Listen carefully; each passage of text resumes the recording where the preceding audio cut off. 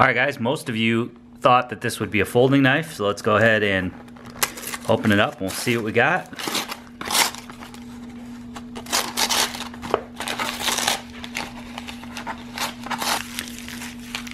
Another box from Klecker Knives. So what could this one be? Oh, it's the Abiqua Hunter.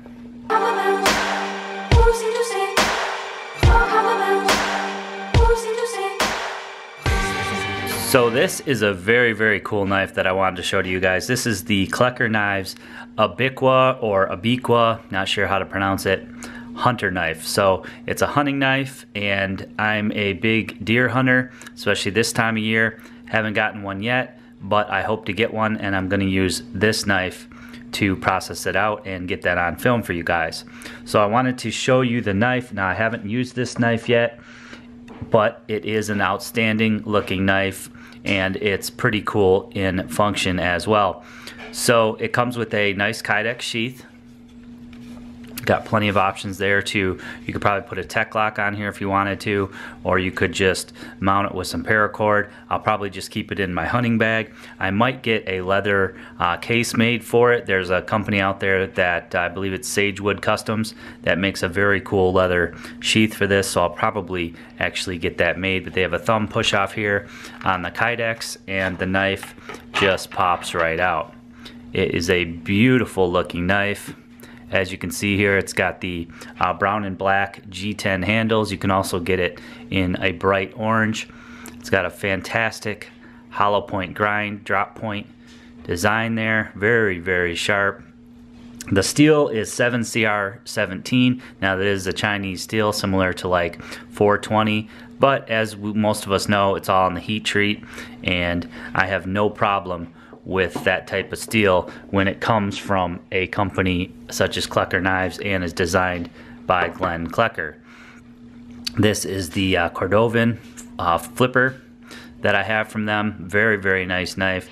Holds its edge really well and stays really sharp, easy to sharpen. And so I really like the designs that come from Klecker Knives, and when I saw this one, I knew that I had to show it to you guys.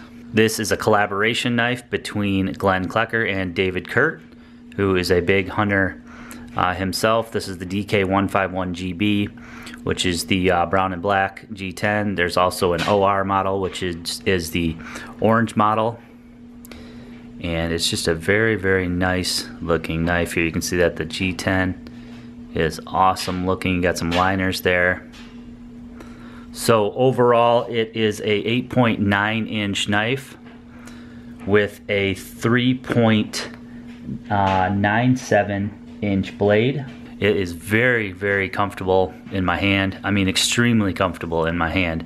One of the best handles that I've probably ever grabbed onto. It's just got the finger grooves in the exact right spots for my hand. So it's just fantastic no matter how you hold it. It's got a little bit of a ramp here so that you can get your thumb down in there and skin like that if you'd like to. But it looks like it's just going to be a great knife for getting in there and processing an animal. So there's also a secret to this knife. You can see that there's some jimping up top there. You basically just push back on the jimping and out pops a gut hook, which is very cool, especially for hunting. This is going to go right in my hunting kit and probably work perfect for me when it comes to processing out a deer. You got some finger grooves there for your fingers, and then you can just use the gut hook like that. I probably would just use it overhand like that, but we'll have to see. Again, I'm gonna bring you guys along, and hopefully I'll have the chance to do that this year. There's a couple of ball bearings in there which lock into the detent here when you slide it in the handle. When you slide the gut hook back in, it clicks back in very solidly, and it doesn't rattle, and it's not going to fall out on you.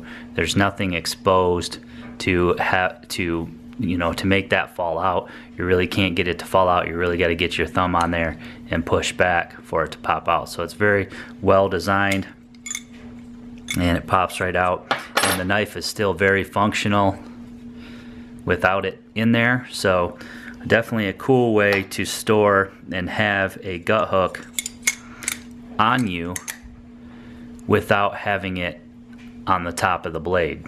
Now, I've been deer hunting for about 15 years, and I've been using this combo here to process a deer that I've harvested, and it's done me well, but there's certainly a couple of drawbacks. And hopefully, you know, this is the first time ever that I'm going to use a knife. You kind of stick to your ways, especially this was a gift from my mom when I first started hunting. So it's got some sentimental value to me.